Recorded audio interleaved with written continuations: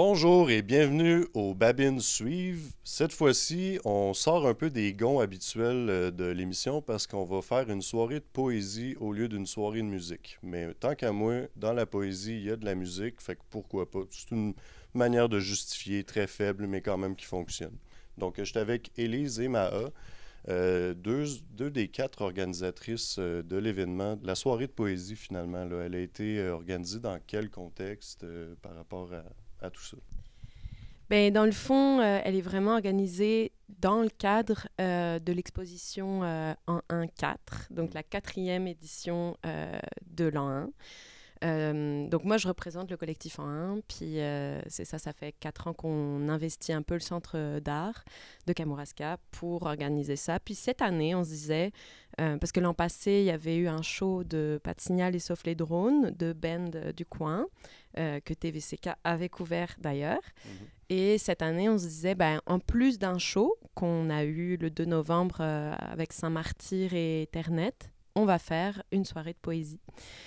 Et donc au début, c'était pas très organisé, c'était vraiment un brainstorming, on réfléchissait comment amener de la poésie au centre d'art en plein mois de novembre et comment faire en sorte que ça soit une belle soirée avec un achalandage comme correct. Et ben en fait, on a pensé assez rapidement à Maha, qui est dans l'équipe du festival Les Féministes, qui est organisé depuis... Je vais te laisser te parler de ça, mais... et qui habite à Saint-Pascal aussi. Et là, on s'est dit, ben on va voir de ce côté-là si on peut pas faire coordonner. En fait, on s'est dit... il faut quelque chose d'autre avec la poésie, il faut du visuel peut-être, il faut, je sais pas, on avait envie d'amener genre autre chose que de la performance poétique, donc l'idée des films est arrivée, puis l'idée d'une soirée avec un entremêlement un peu visuel, poésie, genre, et voilà, et comme c'est né comme ça un petit peu. Bienvenue à la soirée poésie et court-métrage, soirée de clôture de l'an 1. Ce soir, le thème de la soirée est féminisme, ruine, disparition et inanité. Je vous avoue, moi, inanité, j'ai googlé. Alors, ce que ça disait, c'était vide, néant, caractère de ce qui est vain. Je me suis dit, ça va être la joie. Non, mais sans blague, féminisme, ruine, disparition et inanité, qu'est-ce que ça veut dire? Là, au début, on a commencé sur une affaire, on s'est dit ruine. Ruine, est-ce que c'est des ruines physiques, identitaires, idéologiques? Quand on parle de dispersion, est-ce qu'on parle de destruction, d'abandon, de violence? Mais qu'est-ce qu'on veut mettre en ruine? Qu'est-ce qu'on veut faire disparaître? Pourquoi? Là, après ça, on s'est dit, mais politiquement, qu'est-ce que ça veut dire? Comment est-ce qu'on réinvestit des ruines en tant que féministe? Est-ce que c'est un devoir qu'on a de les réinvestir, de les transformer? Est-ce que ça peut être des espaces refuges? On a continué notre chire sur la philo. On s'est dit, est-ce que dans le fond, les ruines, c'est le reflet d'éléments que nous n'arrivons pas à résoudre? Sont-elles des non-dits? Devons-nous les laisser tranquilles? On a continué dans notre crise existentielle à se dire, mais à quel moment nos pensées deviennent des ruines? Sommes-nous notre propre disparition? Puis là, on s'est dit, wow! On se calme. Bref, féminisme, ruine, disparition et inanité, sujet très vaste. Ceci dit, nous ne pouvons pas faire une soirée féministe sans reconnaître qu'actuellement, nous sommes sur des territoires volés aux communautés, nations, Wolastoqey-Washpikuk, Huron-Wendat et Wabanaki. Réfléchir aujourd'hui les liens entre ruine et féminisme nécessite de réfléchir quotidiennement à nos biais colonialistes et racistes, à ce que nous perpétuons comme système d'oppression, à ce que nous créons comme ruine et sur quelle ruine, ici comme ailleurs, que nous le voulions ou non, individuellement et collectivement. Dans une vision intersectorielle, nous vous invitons à aller à la rencontre et de soutenir les nations Wolastoqey-Washpikuk, Huron-Wendat et Wabanaki. Cette soirée de clôture est une idée collective, pensée par deux collectifs, et nous allons la vivre collectivement. Le collectif En 1, dont vous pouvez parcourir ici la 4e édition, a pour mission de créer un engouement autour de la diffusion d'œuvres artistiques contemporaines hors saison touristique sur le territoire du Kamouraska via la mise en place d'un événement automnal offert gratuitement à toute la communauté. Pour explorer le thème Féminisme, ruine, disparition et inalité, ce soir, nous aurons la chance d'entendre 3 poétesses. Erika Soussi, Sayaka Aranguva-Yanez, Élise Denis, et à pied levé, nous aurons aussi la chance d'entendre une autrice, Soline Asselin. Nous pourrons aussi voir les œuvres de Kantarama Gaïgueri, Adèle Foglia, Camille Salvetti, Sarah Céhéné, Camille Puyot, Annick Leroy, Julie Morel et Juliane Adin. Sur ce, je vous souhaite une bonne soirée.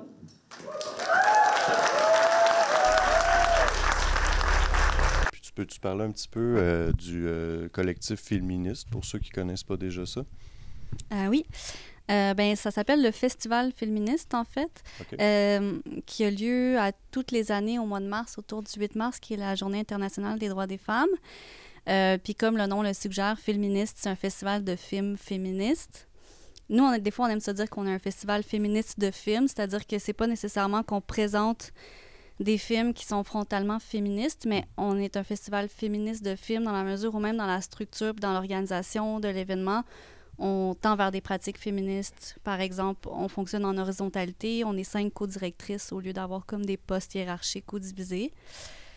On sélectionne quand même des films qui sont réalisés par des femmes ou des personnes non-binaires.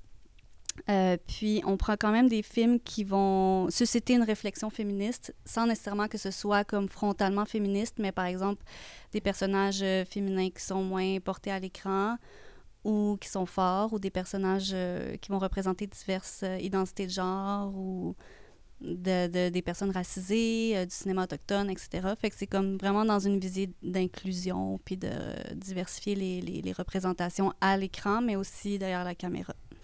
De quelle manière vous avez fait une sélection de films qui va dans ce thème-là, finalement? Ben, c'était intéressant parce que au départ, c'était pas nécessairement supposé être une soirée comme mélanger court-métrage et poésie. Il y avait peut-être l'idée d'avoir comme un 5 à 7 de poésie suivi de des courts-métrages. Puis finalement, en discutant, on a décidé de faire une soirée, on appelait ça le chassé-croisé, là. Fait que vraiment d'intégrer la poésie entre des courts-métrages qui se parlent entre eux. Puis comment qu'on a fait, en fait, ben j'avais un peu... on m'avait mis la puce à l'oreille que ce qui se dessinait comme thématique, c'était l'inanité, la ruine, la disparition. Fait que nous, dans le fond, on est retourné voir un peu dans notre catalogue des courts-métrages qu'on reçoit au festival. Ça va être notre 8e édition. Fait qu'on en a reçu beaucoup, là. À chaque année, on en projette une 60aine. On est retourné voir c'est quoi qu'on avait projeté dans les années précédentes qui pouvait faire écho à ça. Dans l'équipe du festival féministe, il y a une autrice qui s'appelle Soline Asselin, qui est plutôt romancière. Sa pratique, c'est plus le roman que la poésie. Mais elle a justement publié un ouvrage qui s'appelle « Voyage vers une fusée », je pense, c'est ça, cette année. Et il y a des passages de son livre qui résonnent de manière parfaite, en fait, avec 2 des courts-métrages, même plus, là. Mais finalement, on se rendait compte que ça allait être juste parfait, là.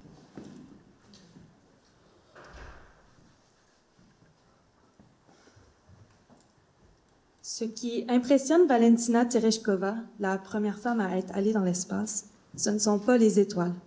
Les astres scintillent seulement quand on les regarde depuis la Terre à cause d'un effet d'optique créé par le gaz de l'atmosphère. Ce qui la renverse et l'émeut, c'est la beauté de la Terre. On est alors en 1963, 5 ans avant que personne ne voie une photo en couleur de notre planète. À son retour, Valentina dira « La Terre est petite et fragile ». 30 ans plus tard, une photo de la sonde Voyager 1, prise à 6,4 milliards de kilomètres de la Terre, montre un tout petit point bleu pâle, qui, comme l'écrit l'astronome Carl Sagan, est tout ce que nous avons comme maison. Ce minuscule point renferme tout. Les personnes, les lieux, les girafes, les livres, les films, les oursins, les acariens, tout ce qu'on connaît, toutes les pensées qui nous habitent, l'entièreté de ce que nous aimons, se trouve contenu dans cette sphère petite et fragile. Un point bleu pâle qui se perd dans la vastitude du cosmos. Depuis la Station spatiale internationale, on aperçoit la mine à ciel ouvert de Bingham Canyon en Utah. et celle de Palabora en Afrique du Sud. On discerne le bassin de refroidissement large de 10 km, là où se situait la centrale nucléaire de Tchernobyl. Les larges pans de déforestation en Amazonie, la fumée qui émane des feux de forêt dans l'ouest du continent nord-américain. À 408 km au-dessus de notre planète, la destruction est visible. La Terre que contemple une astronaute aujourd'hui, ou un millionnaire, est plus fragile encore que celle que contemplait Valentina Tereshkova il y a 50 ans.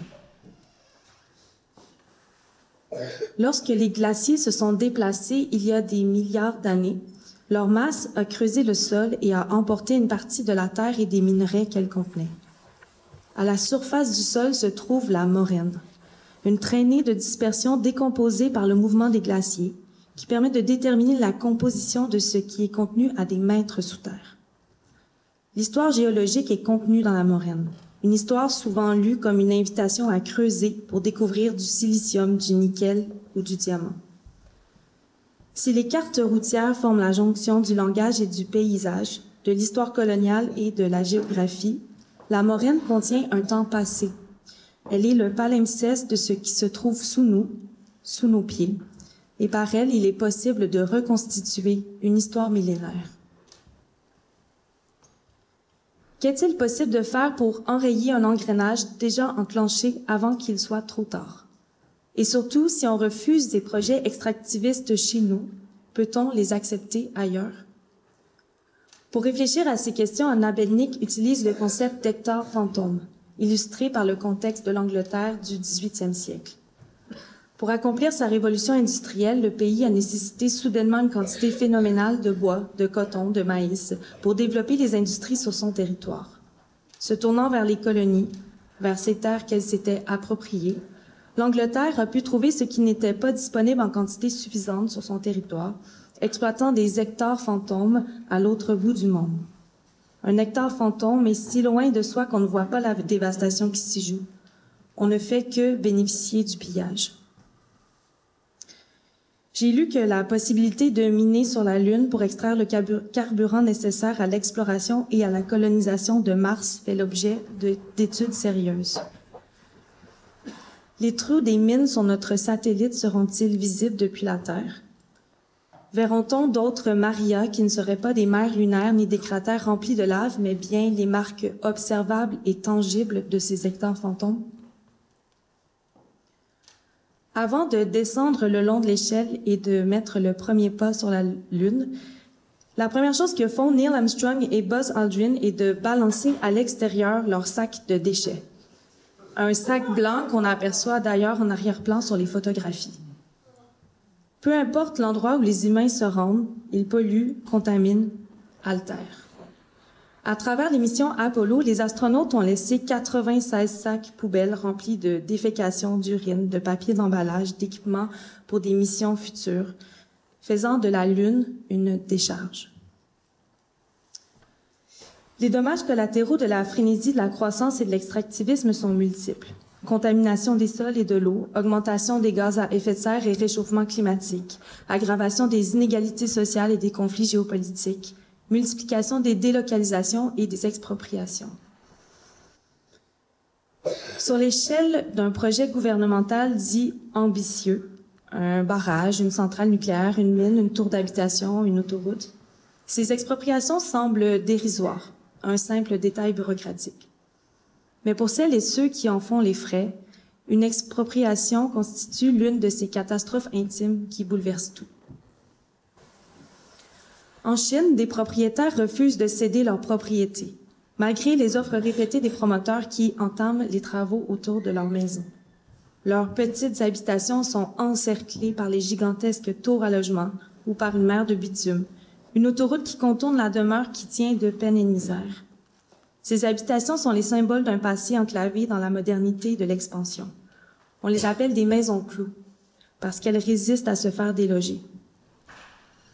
Après une lutte inégale qui parfois dure plusieurs années, les maisons clous finissent toujours par être démolies.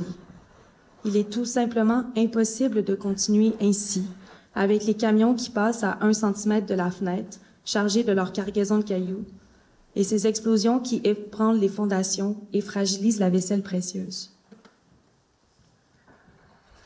Quand on saccage des lieux, qu'on les rase, on fait disparaître l'accès aux souvenirs, aux histoires et aux émotions qu'ils contenaient. Bien plus que des matériaux qui s'effondrent, on anéantit la substance d'un endroit. Ma maison d'enfance, celle qui était au bord de la rivière avec les grands hérons, a été détruite pour qu'un boulevard puisse être construit. Un lien direct reliant le Costco au centre-ville, juste au-dessus de là où j'ai grandi.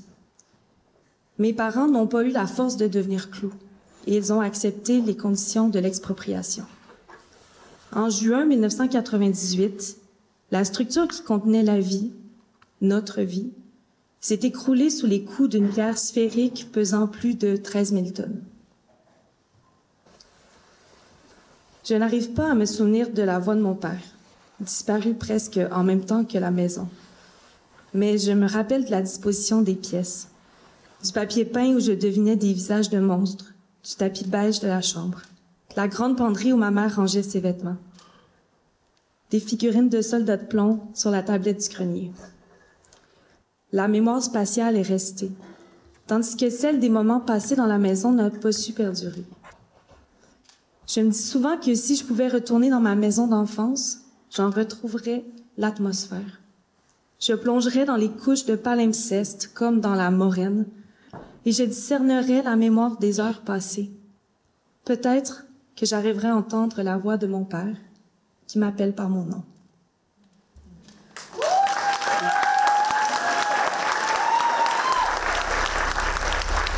Vous avez sélectionné ces poétesses-là pour des raisons, j'imagine, qui sont assez spécifiques. Si on parle, par exemple, de une de celles-là, Ouais. de ton choix, qu'est-ce que tu aurais envie de dire par rapport au choix que vous avez fait de les amener là, plus qu'une autre, par exemple? Ben, je parlerais de Sayaka. Sa pratique, elle est vraiment en lien avec... En fait, moi, je connais bien son écriture. C'est une autrice que je suis beaucoup. Elle est notamment co-gestionnaire de la librairie Le Guélion à Montréal, qui est une librairie féministe, en fait, une des premières à Montréal à ouvrir de ce type. Puis, elle écrit beaucoup sur, genre, justement, la disparition. Il y a un côté très mystique aussi dans son écriture. Il y a quelque chose de la faille, il y a quelque chose de comme l'errance aussi. Puis, elle a publié un livre cette année également qui s'appelle « Je regarde la porno quand je suis triste ». Moi, ce genre de titre, je le vois dans une librairie, c'est sûr que j'achète ça. Puis, je l'avais vu en performance au Festival de la poésie à Montréal.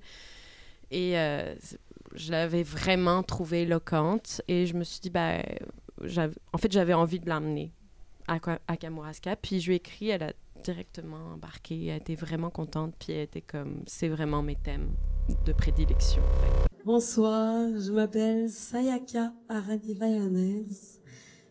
Je vais vous lire des extraits de mon recueil « Je regarde la porno quand je suis triste ». Bienvenue dans la machine.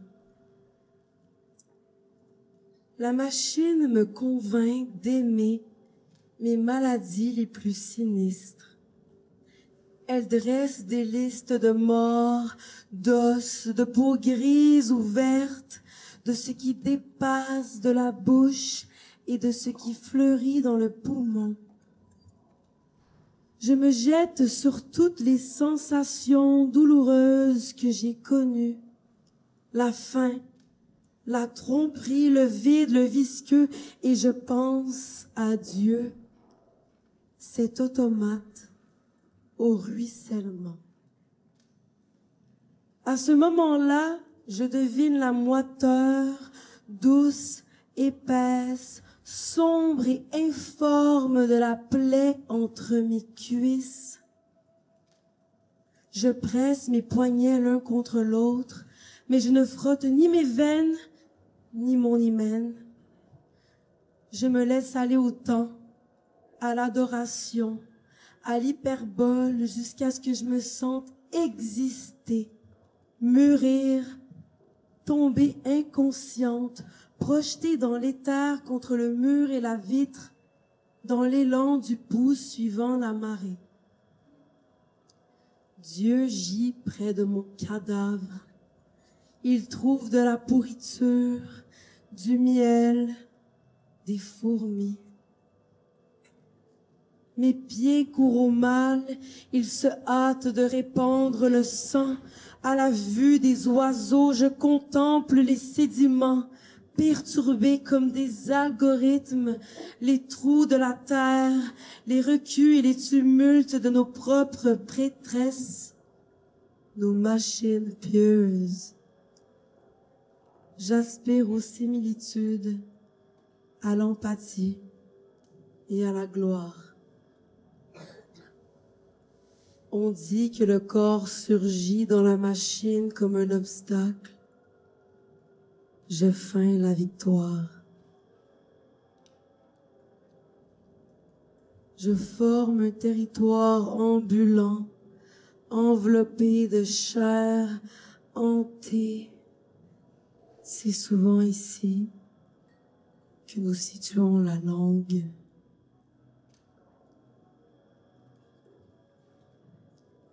Je dis à la machine, à l'ouverture de votre mamelon, j'aimerais manger la douleur, le sel entre vos doigts. Et la machine me demande, vous êtes une jongleuse, n'est-ce pas? Vous voyez les entités secrètes qui vivent parmi nous?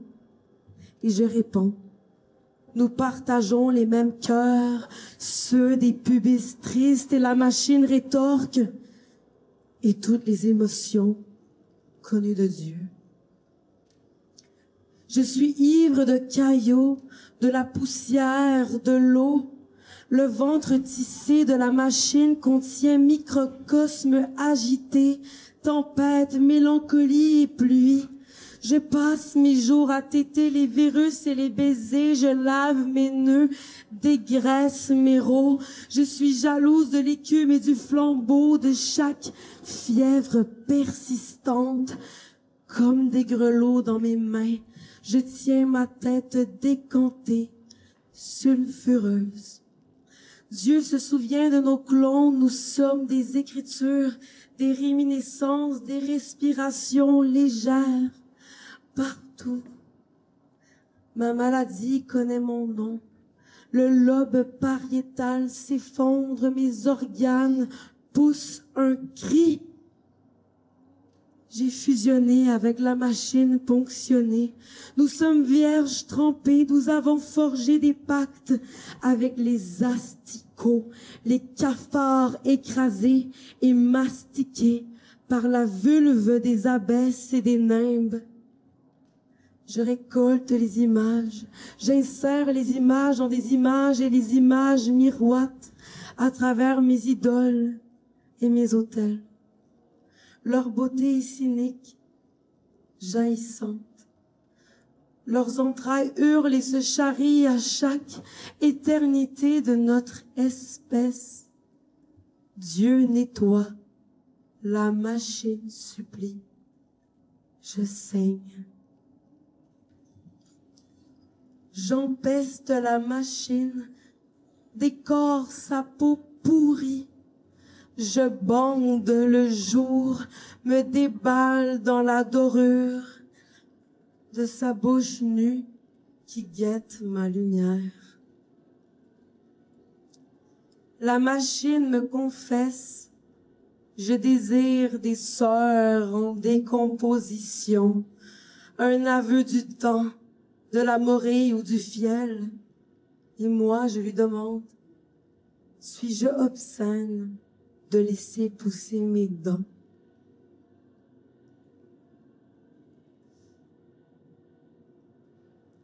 Je crache le nom du ventre en poule qui ne se rompt jamais. Urine de plaisir en suspens, je scrute des personnes qui jouissent de ce que je n'ai pas.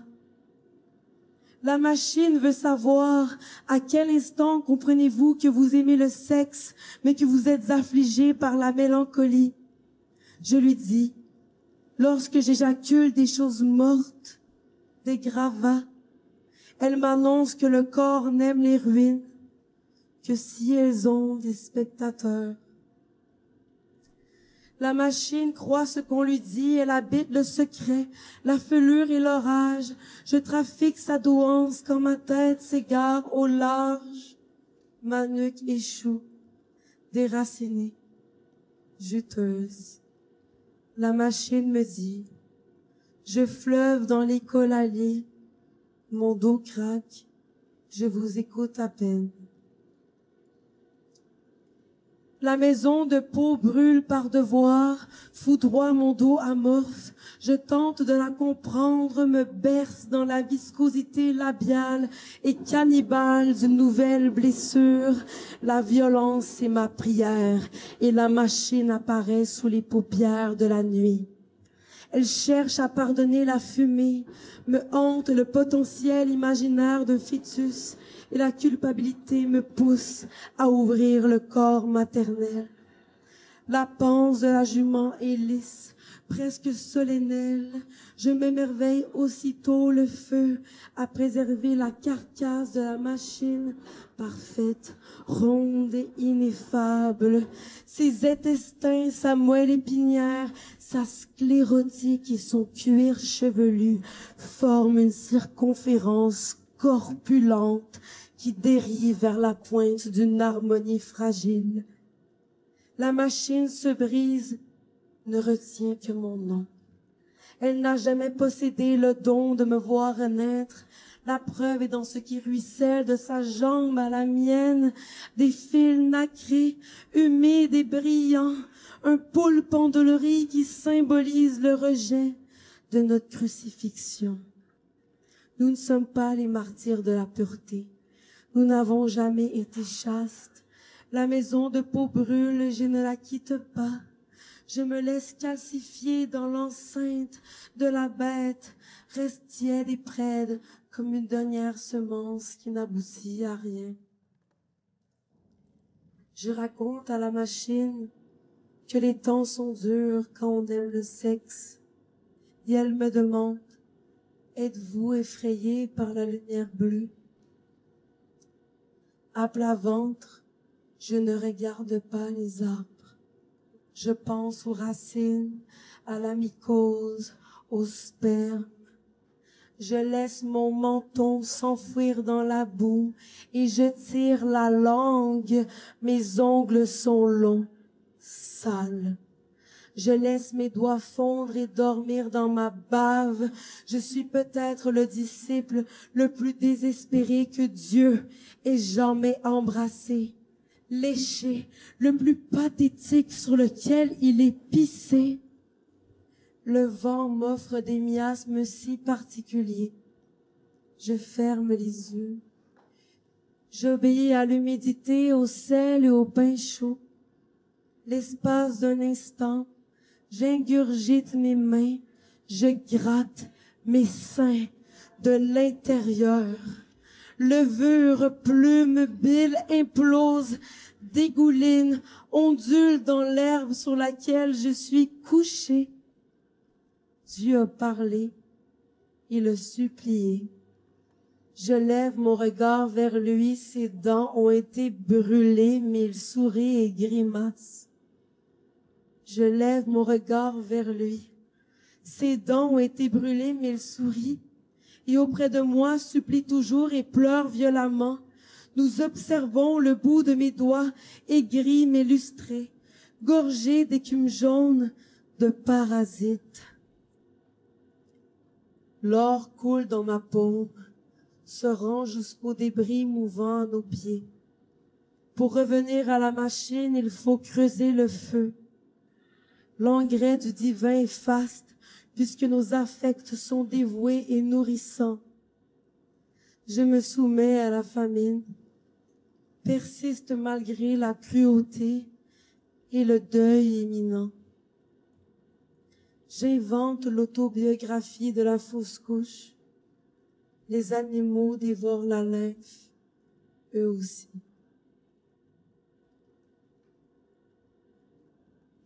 La salive ou le point de rencontre, l'amour incertain. Il ne reste plus beaucoup de foi, mais je continue de prier, courir. La machine me prend dans sa jugulaire, elle-même. À l'intérieur, je dévale souvent entre les racines, la sève et le lichen. Au goûter, je me plais à manger mes jointures et les fruits qu'on me tend. Le soir, je lèche ses organes et la machine se métamorphose en maison de peau. Partout où elle se rend, les bruits se déchirent dans l'eau. Il semble avoir trouvé confort dans la bourbe et ses morceaux de terre. Je gratte la lueur au seuil de la porte, mais le silence s'étue dans son éclipse. Je trouve refuge sous la tourbe bleue, là où mes artefacts peuvent dormir ou couler au fond de la piscine végétale. Ainsi, je célèbre la consommation de la coque sacrificielle et nomme la résistance du miracle. Dans la forêt, les cristaux se réjouissent et réclament une mandragore, des germes, une poussière. Et moi, je crains l'entre-deux. La puanteur ou la morsure, les offrandes sont dans le souffle, dans les broussailles et dans le cosmos, la machine s'apprête à me parler. Je l'écoute. Une dent déclare qu'il nous faut couper la joie en deux, partager nos bribes et nos fractures. Sur terre, la pierre se cristallise en une mûre à croquer. Ses poils incarnés gisant sous la cire et les cendres obscures imitent la manifestation silencieuse des bourgeons. Je les enlace du bout de mon annulaire, précisément de l'endroit où mon ongle n'est plus. Je glisse contre les orbes que le vent me rapporte. Dans un rêve, j'entends une nouvelle douceur. Un regard familier. La charogne expulse ses mirages, l'astre où Dieu se révèle près de l'orgasme comme une empreinte. Je le vois partout. Je m'épanouis dans l'échec, je suis fétale, breloque. La machine consent à l'extraction de nos fantasmes. Elle s'excuse de ne pas croire. Oublie ma sépulture sous les cailloux. La machine éclot, suinte. Les reliefs, les déchets désirables. Trop souvent, nos plaies ne sont pas saintes. Mais s'étiole et haleine, s'offre dilatée. Les anges rassemblent mes os, l'embryon arabesque. La moisissure le perle, m'habille de sueur. Je suis atonique. La maison de peau brûle par devoir, foudroie mon dos amorphe. Je tente de la comprendre, me berce dans la viscosité labiale et cannibale d'une nouvelle blessure. La violence est ma prière et la machine apparaît sous les paupières de la nuit. Merci.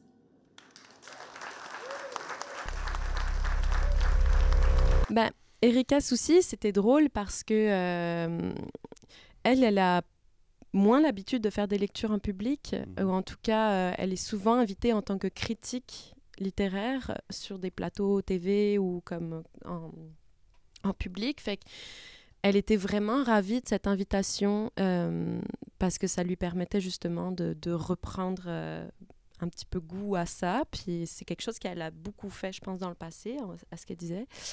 Et elle écrit justement, en fait, sa performance, c'était la lecture d'un manuscrit qu'elle est en train de préparer, qui rappelle un peu l'idée de l'arche de Noé, donc un peu quelque chose d'apocalyptique, en fait, de fin du monde, mais avec une contemporanéité évidemment, et un grain et sa plume, en fait, donc c'était parfait. Je vais lire un extrait d'un recueil en chantier qui s'intitule « De mauvais augure ». C'est un titre qui a été décidé avant la réélection. Je suis désolée, là. C'est une œuvre qui parle de fin du monde et de l'arche de Noé. Vieillir, c'est avoir peur, demander pardon, c'est partir et rester pris. Laissais-je des pointillés entre les murs quand j'appelle le taxi? Posséderas-tu un jour quoi que ce soit? Ni ton nid, ni des mots pour t'en réclamer. Ta maison, sais-je la faire tenir? J'ai vu de grands chanteurs mourir et des coqs vivre à ma table. Ce qui m'impressionne, demandes-tu? Je pourrais faire une liste de ce qui se tient loin. Je pourrais faire la morte et te laisser parler. Que ça m'impressionne, que ça m'impressionne. Les nuages touchent terre. Sont-ils venus voler toutes les espèces? Je t'ordonne de courir, arrivons premier, dis-je. Pourquoi, demandes-tu? Tenir si droite le cul entre deux chaises, quand les écluses du ciel ouvriront, genoux noirs. Est-ce un marais, une crique, un gouffre? C'est un vaste stationnement. Et toutes ces portes comme au Far West en moins vrai. Ce qui siffle dehors, je n'écoute pas, tu le sais. Ni la route, ni l'ennui ne m'améliore. Et ce sera toujours banal. Un gars de bois, une serveuse, un camionneur qui s'informe des chemins barrés. Et ce sera toujours banal, les milles entre nos amours. Ton père est venu ici, je le sais. Ce qui le torturait. Les filtres et les filets n'existent que dans l'eau. C'était avant que je siège à sa place, renonçant au titre de noblesse. Le zoo ferme, dis-je, et j'attends. Une bordée, un char, une rince. Tu en vois mourir les lémures, l'autruche, le grizzly sur une mer d'huile. Tu reconnais quand les cages ne protègent plus. La nécrose gruge tout, sauf les barreaux. L'affrontement des classes est un pouls, une prise de sang. Qu'on m'attache d'un spectre à l'autre, la tête dans l'or, le cul dans dèche, un bol d'eau pour l'austérité. Je sais m'enfuir par cœur et rire d'un bon ton. Je laisse, avorte, lâche prise. Serai à l'heure au moins pour notre couronnement. Reine attestée, fraudeuse des pauvres. J'honore un trône de paille. Déjà cueilles-tu du bois mort? Ce n'est plus avec zèle, c'est de l'ordre du soin. Viendras-tu chauffer les pentures, tordre la guette? Nous habitons le risque de glissement. Disent-ils d'attendre l'éloignement avant de poser le pied? Tu es du sang de ceux qui craignent, je n'y peux rien. Suis-je l'adulte qui meurt, échappé aux caresses? Suis-je l'ingrate survivante, achalée? Ma rage est devenue quelque chose comme une bulle dans du Veuve Clicquot. Une ruelle de passe en bus à Impérial. Tout en haut, les gens comme moi guettent et craignent, menacent aussi les bons jours. La porte, je le jure, mène au chant des vagues et à l'apaisement. Fais-je brûler les arches, nous gardant du déluge, ou est-ce avec une scie que je préfère détruire? Nage. Les marins chantent. Nage tant que tu peux. Ils parlent de te manger. La porte, oserais-je jurer qu'elle mène à mieux? Je suis sur place, fuyant, tentacule de méduse, gueule de baleine. La terre promise pourtant à quelques jours de rame. Ça compte encore. Vois-tu l'horizon? Nos actifs, des air miles, la vallée glaciaire. S'entraîner colombe, naître corbeau. Suis-je envahi d'étranglements narrés, de fantasmes de sécession, de disparus qui demandent pour rentrer? Suis-je machine utile? Suis-je blanche comme la menterie? Suis-je le cheval payant? Suis-je à l'heure du silence? La reconnaissance se cueille à plat, les mains tachées. Sais-je quoi regretter? La mort, l'apparition, les grands feux qui trompent. M'excuser, comme je peux vendre une carcasse, crachée dans le bouillon. Suis-je mauvaise? Gâchée au contact de l'air? Creuser des caries sur la surface saine, achetée à gros prix? Rareté d'un temps qui te laissera peu de choses, sinon du souffle pour un grand cri. Toute ta vie pour mes plates excuses. Recevais-je à ton âge mon premier massacre? Ou était-ce de bonne guerre? Ou était-ce une mission? Il y a trop de colombes sur terre. Sais-tu mieux reconnaître l'urubu? L'or glisse, et les perles aussi. Il y eut un temps la foi. Ai-je béni mon legs? Jeter l'ancre, barrer ta porte. Prends les armes et saccage. Je regarde. Un calvaire esthétique. La croix du centre est la plus haute, la plus large aussi. La voulais-je brillante, parfaite pour dire « Je suis ici, voici mon corps, mon or, tout mon petit change. » Ce qui fait de l'ombre, demandes-tu. Plonger pour ne plus rien entendre, une méthode. La guerre est partout au monde. De l'abondance jouons-nous, des obus fraîchement servis jouons-nous, des grenades appelées. Mangez, mon général, buvez, faites des enfants, d'autres abdiqueront. Le désespoir n'est qu'un discours d'usage quand les rivières reflètent celles qui brillent déjà. Aveugle volontaire dévalant en cascade à dos de jouets gonflés, Mégido, que je quitte le dos courbé. Je n'ai pas été choisi. N'augurais-je rien de mieux? Prends mon échec livré pour nous. Tu peux recommencer à dire elle est poète. Mais pour dessert, il y aura des regards avides et la question, comment fait-on pour arriver? Comment fait-on pour arriver, répondras-tu, quand on nous ligote à la ligne de départ? Debout sur la vipère qui dévore ses enfants, pieds nus sur la femelle sauvée, avoir su. Mauvais augure et sans mauvais, virer de bord, revenir avec 2 bêtes décapitées, le bœuf, le cochon, né du déluge.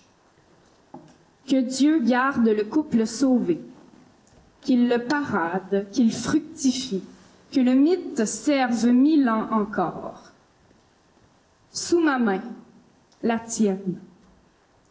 Vidons les crânes à la petite cuillère, dis-je. Tu ne résistes pas. Du réconfort de mourir tous ensemble, naissent les grands succès et les idoles de la dévastation. Une gorge de sel, un cœur, un buste de sel. Lot ne dit plus rien, garde tout pour lui maintenant. Scira des troncs les membres pour en faire des reliques. Ce sera $30 pour y goûter. Suis-je tué déjà ou seulement né entre deux colères, en train de périr par orgueil? À talent égal, c'est moi qu'ils ont nourri, gavé. Si tu m'achèves, je vais t'aimer. Piégé. En plein royaume, tu dis, ce n'est pas grave de m'aimer moins. Tu es son fils. Tu es né du Dieu vengeur et j'ai cru. J'ai donc cru que le pire s'annoncerait. Corne de brume, instinct d'enfant battu. C'était écrit dans le ciel, mais nous sommes au fond de l'eau. Merci.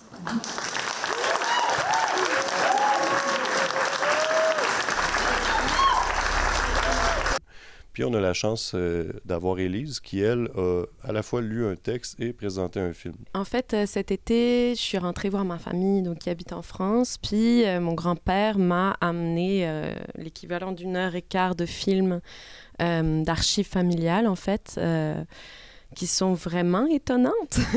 Donc, il y a des scènes assez incroyables où on voit des corps pendus ou des choses comme ça. Puis, j'avais pas vraiment... Ça fait longtemps là, qu'on prépare quand même l'an 1, donc depuis, je pense, mai, on a la programmation un peu en tête, là, on réfléchit, mais j'avais envie de faire une performance poétique, mais j'avais pas pensé à présenter ces films-là. Et ça s'est un peu imposé parce que je voyais tellement de personnalités de mon village natal, mais de personnes mortes, finalement, qui n'existent plus, puis qui, dans ces vidéos, se pendent. Genre, je me disais, c'est parfait, là, ça représente vraiment bien la ruine, la disparition. Puis mon texte, je l'ai écrit vraiment rapidement, ça m'a tout de suite résonné. Genre, en 1 heure, je savais que j'allais faire ça. Ce qui a été plus long, c'est le montage, parce qu'1h15, j'aurais pu montrer l'heure et quart. C'était tellement en résonance avec le sujet. Que, puis c'est des vidéos, donc en qualité, le grain, c'est du Super 8, en fait. Oui. Donc, ça pète, ça craque, il y a des failles partout dans l'image. On dirait que c'est ça, ça se morcelle un peu, genre. Fait que je trouvais que c'était parfait. Oui. J'ignore qui sont ces points flottés. Ils sont de ma famille, je crois. Ils sont de mes fabulations. Ils sont de mon village. Ils ont foulé mes boyaux. J'ignore qui ils sont, mais je les connais par cœur. J'entends leur rire dès que je scie. Je connais la tessiture de leur peau.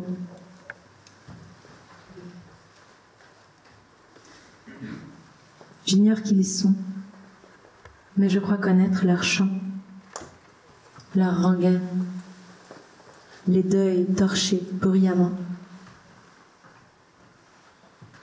Je suis cette nourriture qui roule contre leurs joues. Se dégager requiert une révulsion. Les cercles clos me terrorisent. Je préfère la danse chaotique des ondes au ferment des bouches tenues en laisse. J'inspecte les vieilles bâtisses. J'écoute les craquelures des eaux voisins, leur porosité. Je me réjouis. Ces petits débris me serviront de souper. La famille est cercle. La famille est close. Elle me terrorise. La famille ne fait que boire, la famille ne fait que manger. Des bêtes, des racines, des ballotins de seigle, des pâtons en masse, résine de palais, promesses de labeur. Elle humecte, elle bave, elle inonde. La famille désire déglutir à tout prix. La famille dévore, elle se remplit. Elle fuit le vide, dans le chemin des graisses, du sucre, du faisandé. Elle coupe, rompt, déchire, la mie, la chair, la masse. Elle ne sera pas malade. La famille est rurale. La famille dit « Nous sommes faites des cieux et de cuir. » La famille mange, mange encore. La famille se gare pour ne plus devoir prononcer. Je ne connais pas la moindre définition du bien-être. Je regarde ces silhouettes, je pense. Comment cisailler le silence?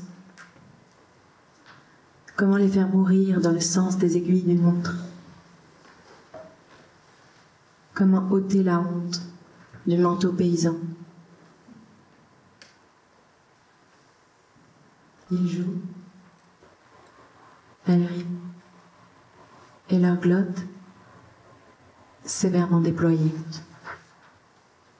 Sur les décombres, seule la danse, mains joueuses, mains brisées, et leur rire perçant les champs, crevant la terre, sciant les pattes des agneaux qui viennent de naître. Ils laisseront les enfants s'émouvoir un instant, pas longtemps, juste avant de promettre. Ce soir, c'est la fête au village, famille en dentelle et 2-3 abus. Ce soir, c'est méchoui. Les agneaux seront servis avec pommes de terre. Les jupes voleront, les verres briseront, et les enfants apprendront à détruire ce qu'ils chérissent. En héritage, le goût de l'essence, de l'éthanol. Je tiens pour acquis la violence des chatons frappés contre le mur. Je fais pareil par réflexe. Une toile de jute, un nœud de mule, un coup sec. C'est important. Loi d'Omerta, je ne demande plus. À la réception de ces images, je séquestrais mes questions. Je n'ai pas demandé. Pourquoi ces jeunes femmes se laissaient biberonner par les vieux du village? Pourquoi leurs jeunes fesses étaient déposées sur leurs vieux genoux? Pourquoi leurs jeunes jambes se laissaient gruger par leurs gencives? Pourquoi leurs jeunes corps se comprimaient sous leurs souliers? Pourquoi eux toujours jouaient? Pourquoi elles toujours riaient? Je ne demande plus, je calque leur peur du dire avec excellence. Maintenant, voilà, elles se pendent avec eux. Je te tiens, tu me tiens, par la cordelette. Le premier de nous deux qui lâchera aura eu ta tête. Aucune question, mais je suppose. Peut-être qu'il fallait se pendre, car chaque fois qu'on ne se pendait pas, les corps se désagrégeaient, suintaient, bouchaient les drains des baignoires, colmataient les égouts, provoquaient les crues, les pleurs, les pertes. Peut-être qu'il fallait se pendre, car chaque fois qu'on ne le faisait pas, la pourriture creusait des sillons plus sévères que leur ivresse. Peut-être se pendait-il pour la gloire. Peut-être se pendait-elle par fatalité.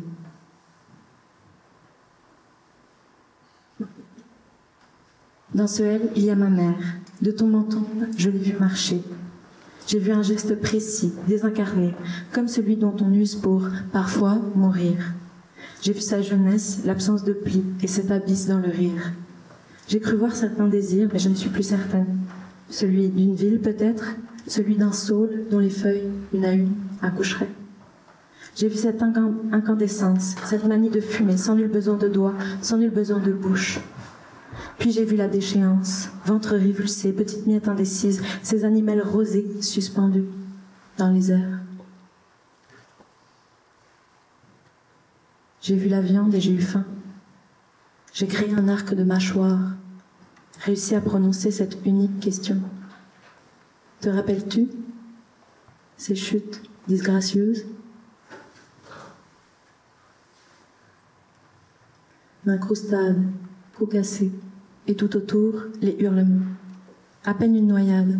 C'est triste, j'ai ajouté. Et puis tant pis, le jeu continue. Il faut jouer, oublier, ne pas voir ce qui tout autour penche, craque, cède. La bière, le vin, l'agneau couleront jusqu'au fond des nuits. Ça dormira dans les meubles, sonore et souillé. Ça pariera une perte, une faim, quelques sous noirs. Ça se cognera au mur, face purée, dans noirâtre, et ils diront Nous ne faisions que jouer. Elles, vierges de foire, icônes vétustes, elles prieront pour que leur bouche cicatrise. Puis elles forceront ce rire, juste un peu, pour la fin. Les yeux fardés, chant de mine aux pupilles, ce regard pour dire « Ils nous ont confisqués, rendus sobres d'amour. »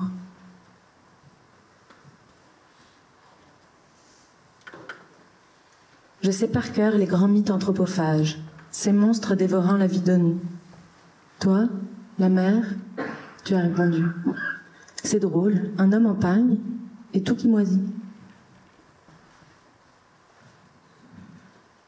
J'ai promis de me faire ausculter.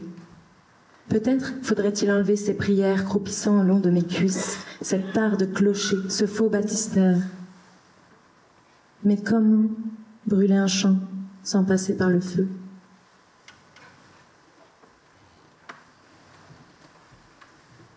Je défriche ce que je sais identifier. La mérule, le camphre, le diesel, la rouille aussi, ce qui s'humidifie. Je défriche chaque tranche de généalogie, chaque spectre doté de sa petite médaille, son laissez-passer. J'enfante ces petites cendres, je les flatte, je les berce, je les aplatis. Scientifique, j'invente. Ma démarche est une maladie rare, un poème infécond. Ma démarche est une stèle de seconde main. Elle est cette promesse. Ici gît mes plus belles insanités. Le reste,